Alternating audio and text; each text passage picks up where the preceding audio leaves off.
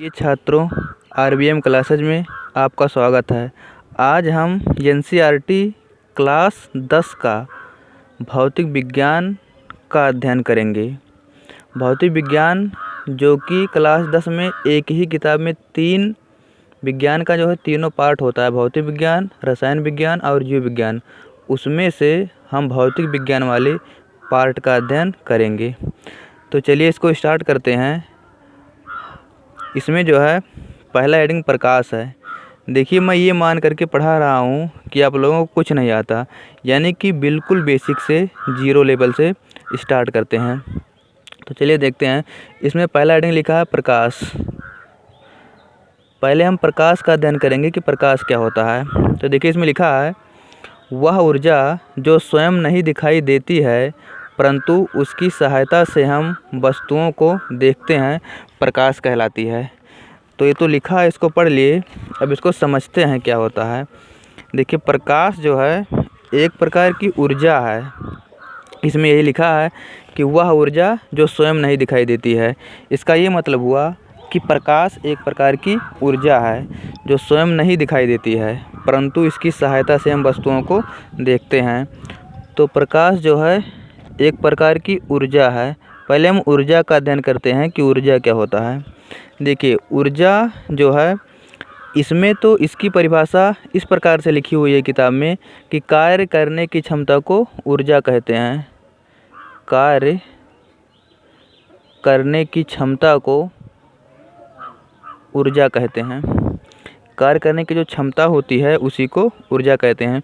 इसका ये मतलब हुआ कि अगर हमें कार्य करना है तो ऊर्जा की आवश्यकता पड़ेगी। बिना ऊर्जा के हम कोई भी कार्य नहीं कर सकते हैं। इसका ये भी मतलब हुआ कि जिस व्यक्ति में जितने ज़्यादा ऊर्जा होगी वो व्यक्ति उतने ज़्यादा कार्य कर पाएगा और जिस व्यक्ति में जितना कम ऊर्जा होगी वो व्यक्ति उतना कम कार्य कर पाएगा।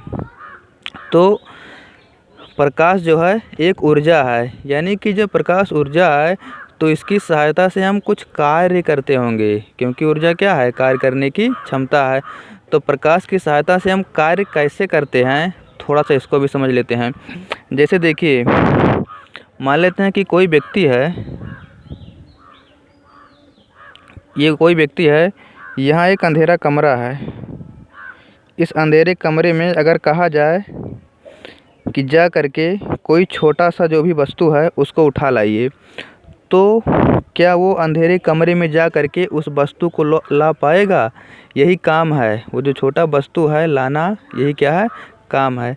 तो अगर अंधेरा कमरा है तो वो व्यक्ति उस वस्तु को नहीं ला पाएगा क्योंकि अंधेरा कमरा है और वो वस्तु छोटा है।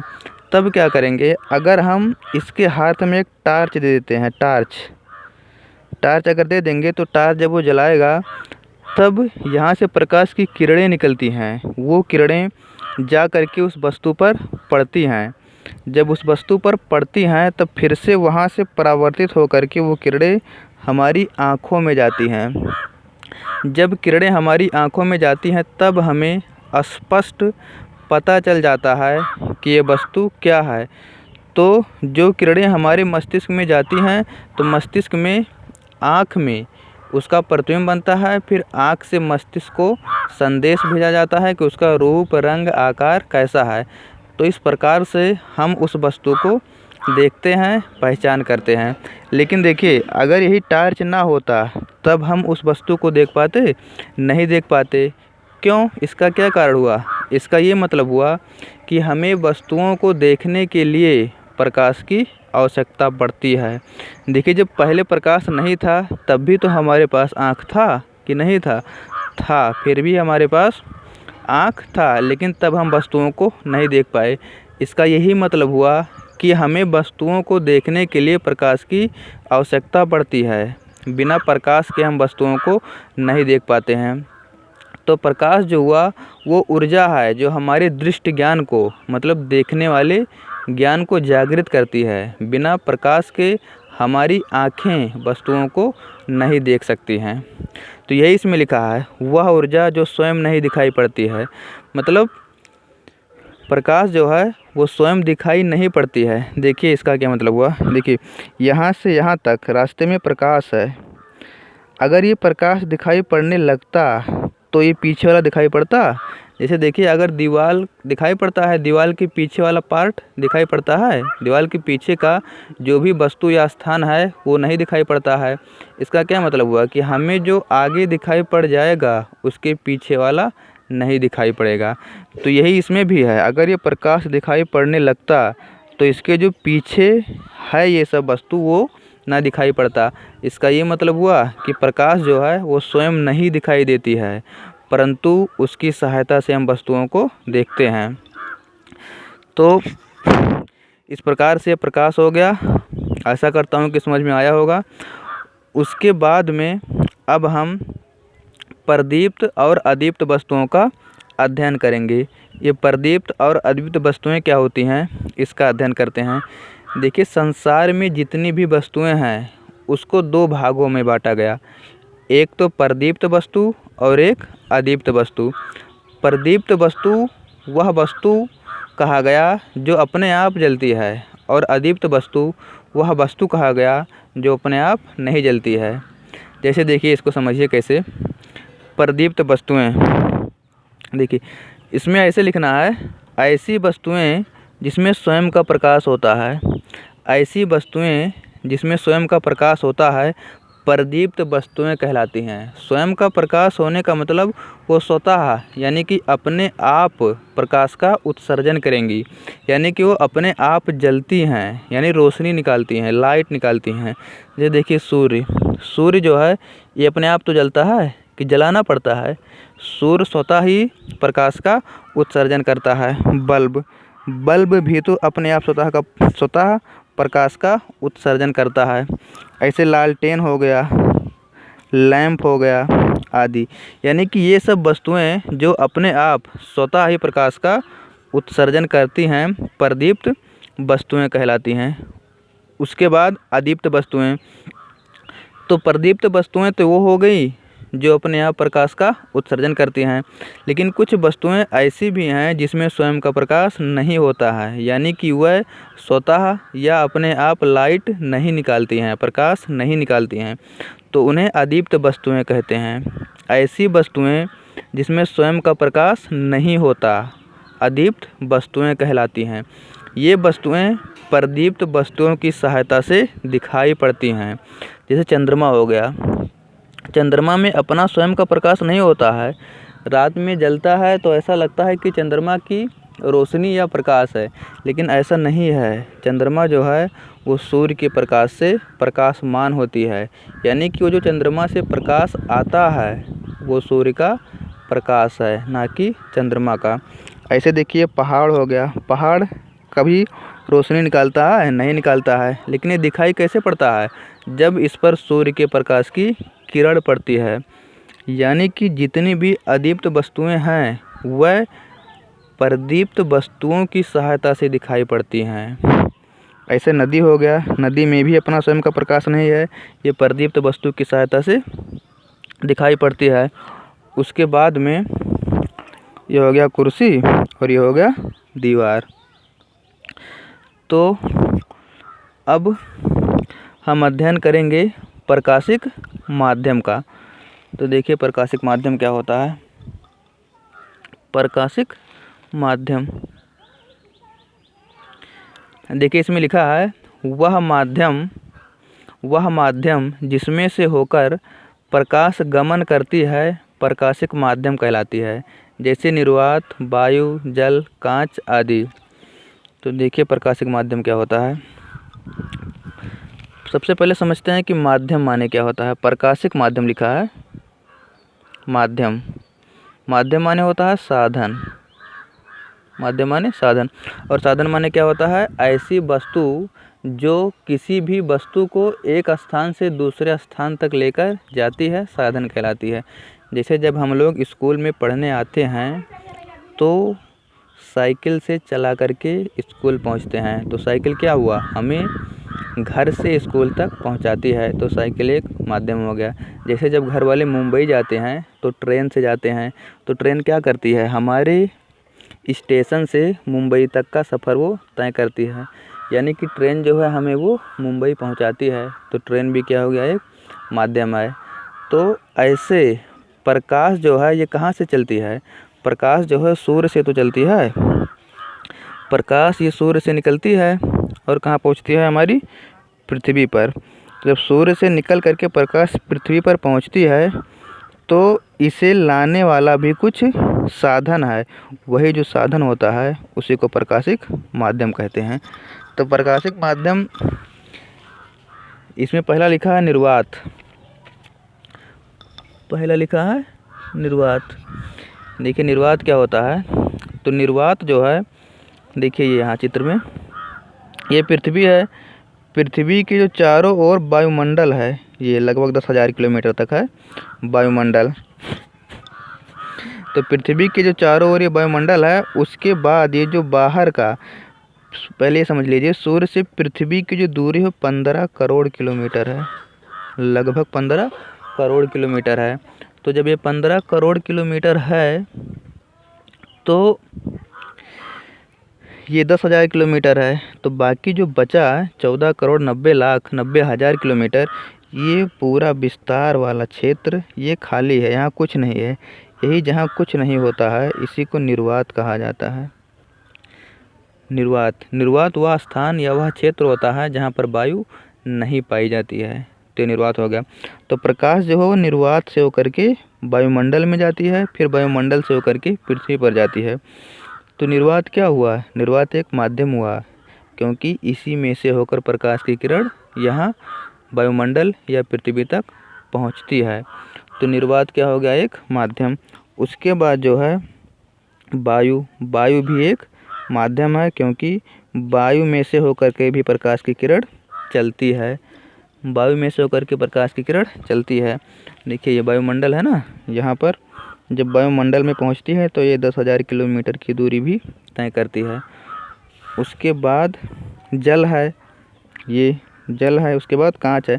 जल में से भी प्रकाश की किरण गुजरती है और कांच में से भी होकर के प्रकाश की किरण गुजरती है। लेकिन देखिए प्रकाश की जो चाल है वो सब में अलग अलग है। सबसे ज़्यादा निर्वात में है। निर्वात में जो प्रकाश की चाल है वो 3 गुणे 10⁸ मीटर प्रति सेकंड है। ये किस में है?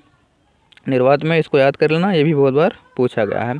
निर्वात में प्रकाश की चाल 3 गुणे 10⁸ मीटर प्रति सेकंड है। उसके बाद उससे कम होगा वायु में, फिर उससे कम होगा जल में, फिर सबसे कम होगा कांच में। इस प्रकार से जिसका सघनता यानी कि जो माध्यम सघन होगा उसमें प्रकाश की किरण उतना ज़्यादा कम होती जाएगी। सघन अगर नहीं समझ में आ रहा है तो जब ये प्रकाश का अपवर्तन पढ़ेंगे तब उसमें समझ में आएगा। वहाँ पर बताएंगे हम ये कि किस में प्रकाश की चाल कितनी होती है, कैसे कम कैसे ज़्यादा होती है।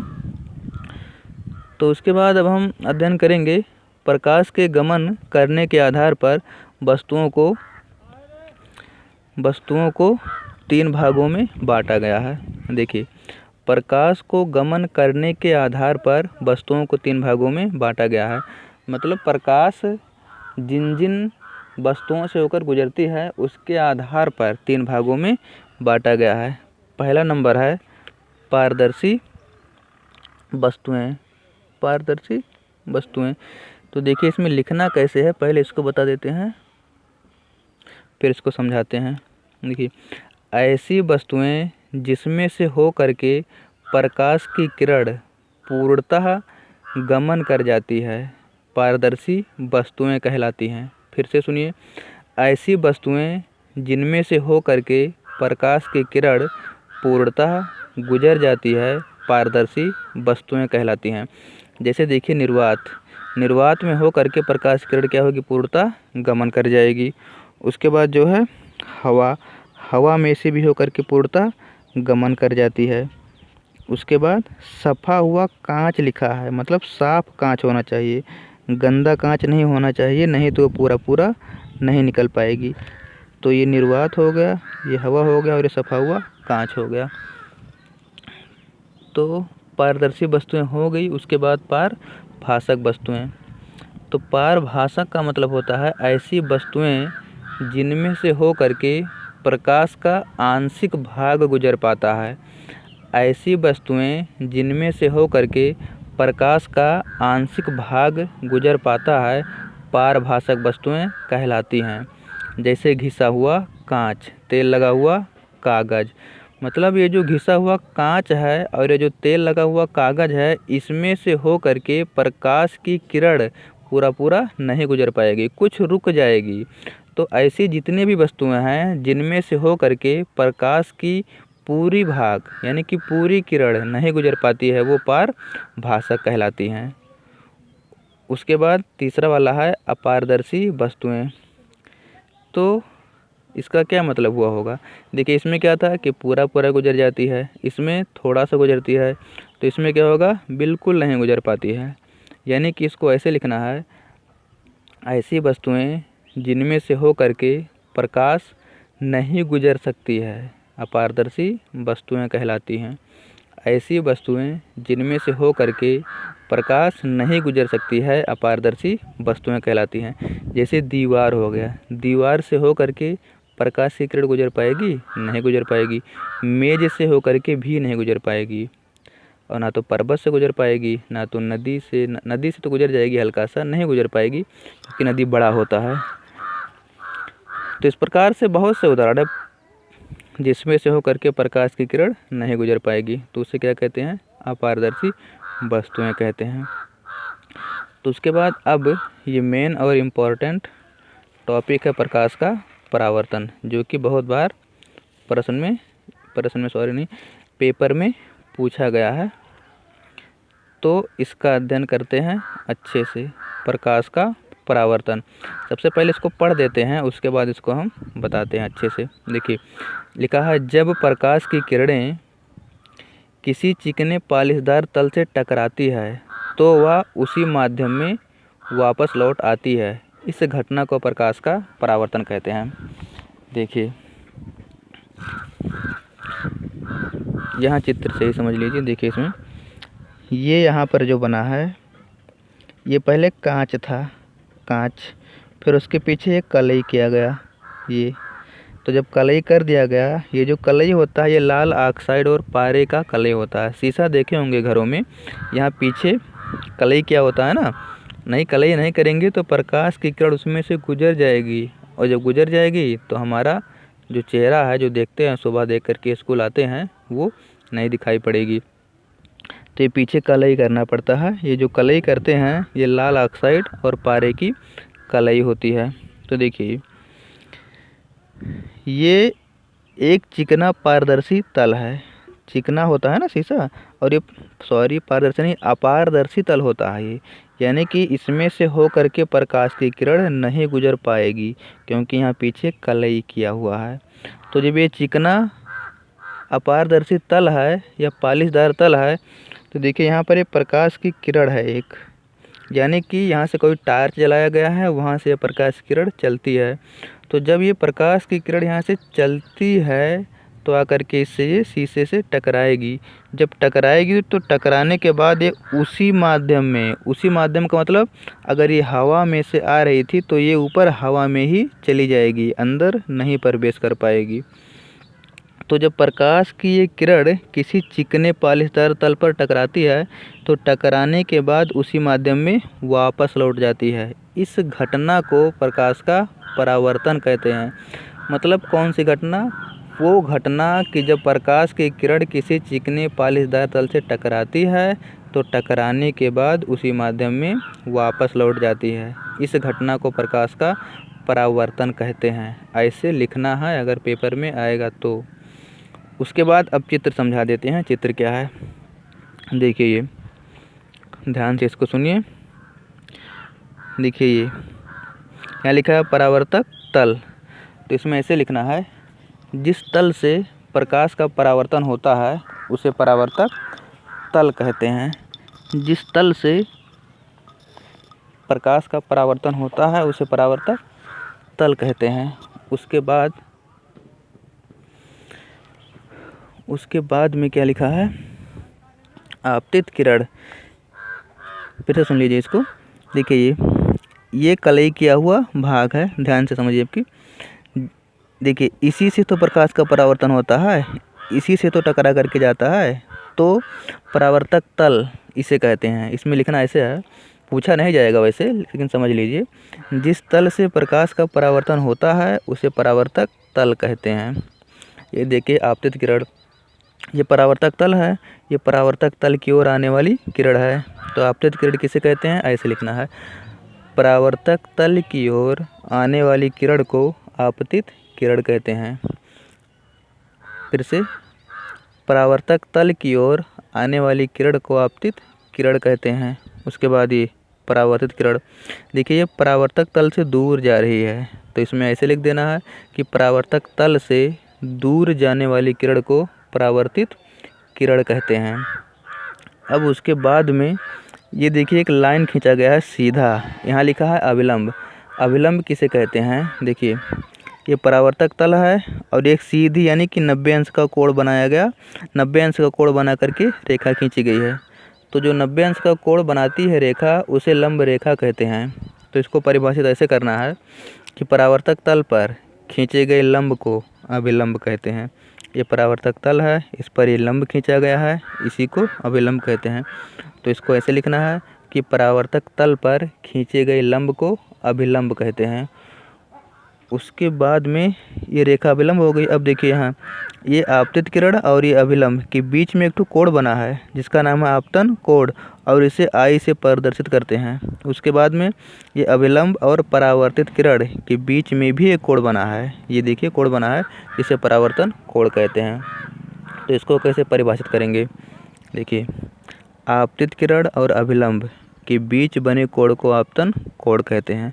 आपतित किरण और अभिलंब के बीच बने कोण को आपतन कोण कहते हैं, इसे आई से प्रदर्शित करते हैं। उसके बाद अभिलंब और परावर्तित किरण, अभिलंब और परावर्तित किरण, ये परावर्तित किरण है, अभिलंब और परावर्तित किरण के बीच बने कोण को परावर्तन कोण कहते हैं, इसे स्मॉल आर से प्रदर्शित करते हैं। तो ये आपतन कोण और परावर्तन कोण भी हो गया। याद रखना इसे, आपतन कोण को आई से प्रदर्शित करते हैं, परावर्तन कोण को आर से प्रदर्शित करते हैं। अब देखिए यहाँ पर एक बिंदु है, इसका नाम है आपतन बिंदु, यहाँ नीचे लिखा है आपतन बिंदु। आपतन बिंदु किसे कहते हैं, देखिए आपतित किरण कमा परावर्तित किरण तथा अभिलंब जिस बिंदु पर मिलते हैं उसे आपतन बिंदु कहते हैं। फिर से सुनिए, आपतित किरण कमा परावर्तित किरण तथा अभिलंब जिस बिंदु पर मिलते हैं उसे आपतन बिंदु कहते हैं। देखिए फिजिक्स में जितनी भी परिभाषाएं हैं वो सब चित्र से संबंधित हैं। अगर चित्र समझ गए तो चित्र देख करके उसकी परिभाषा को हम लिख सकते हैं। तो इस प्रकार से प्रकाश का परावर्तन समाप्त हो चुका है। उसके बाद अब हम अध्ययन करेंगे प्रकाश के परावर्तन के नियम। प्रकाश के परावर्तन के नियम, तो इसमें जो है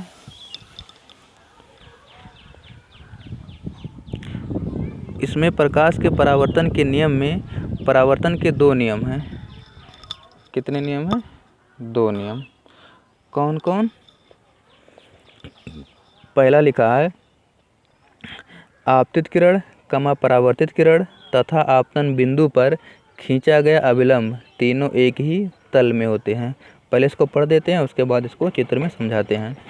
आपतन कोण सदैव परावर्तन कोण के बराबर होता है, अर्थात I बराबर R। अब देखिए इसका क्या मतलब हुआ, चित्र से समझिए इसको। एक बार फिर से पढ़ देते हैं, याद कर लीजिए इसको। देखिए आपतित माने आने वाली किरण, परावर्तित माने जो टकरा करके जाती है वो किरण, आपतन बिंदु माने जहाँ पर तीनों किरणें मिलती हैं उसकी बात हो रही है, तथा अभिलंब जो परावर्तक तल पर खींचा गया था अभिलंब, वो तीनों एक ही तल में होते हैं। तो आपतित किरण, परावर्तित किरण तथा आपतन बिंदु पर खींचा गया अभिलंब तीनों एक ही तल में होते हैं। अब इसका मतलब क्या हुआ ये चित्र से समझ में आएगा। देखिए ये तो चित्र है, देखिए ये आपतित किरण कामा परावर्तित किरण तथा आपतन बिंदु, ये देखिए आपतन बिंदु यहाँ है, आपतित किरण कामा परावर्तित किरण तथा आपतन बिंदु पर खींचा गया अभिलंब, ये तीनों एक ही बिंदु पर या एक ही तल में होते हैं। यानी कि जहाँ आपतित किरण होगा वहीं परावर्तित किरण होगा और वहीं पर भी अभिलंब होगा।